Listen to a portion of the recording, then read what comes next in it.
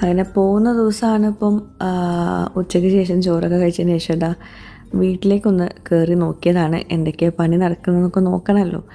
അപ്പോൾ ഞാൻ കയറിയപ്പോൾ എൻ്റെ കൂടെ ഇക്കയും കൂടി വന്നു. ഇക്ക പിന്നെ സർജറി കഴിഞ്ഞ ശേഷം അങ്ങനെ വല്ലാണ്ടൊന്നും അങ്ങോട്ടൊക്കെ വന്നിട്ടില്ല. സീലിങ്ങിൻ്റെ വർക്കൊക്കെ നടന്നുകൊണ്ടിരിക്കുകയാണ്. മാഷാ അല്ലാ.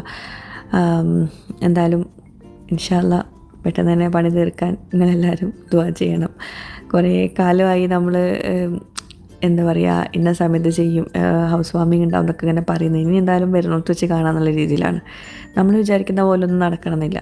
അപ്പോൾ എന്തായാലും എല്ലാം നല്ലതിനാവും, അത്രയേ ഉള്ളൂ. അപ്പോൾ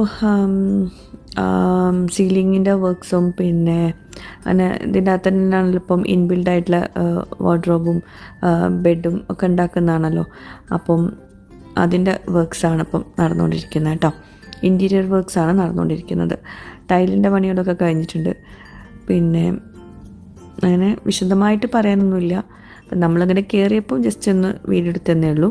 പിന്നെ മാഷാ അല്ലാ നമ്മുടെ എൻജിനീയർ ആണെങ്കിലും ഞങ്ങളുടെ ഇൻറ്റീരിയർ ചെയ്യുന്ന ആളാണെങ്കിലും ഇവിടുത്തെ വർക്കേഴ്സൊക്കെ ആണെങ്കിലും എല്ലാവരും നല്ല അടിപൊളി ആൾക്കാരാണ്.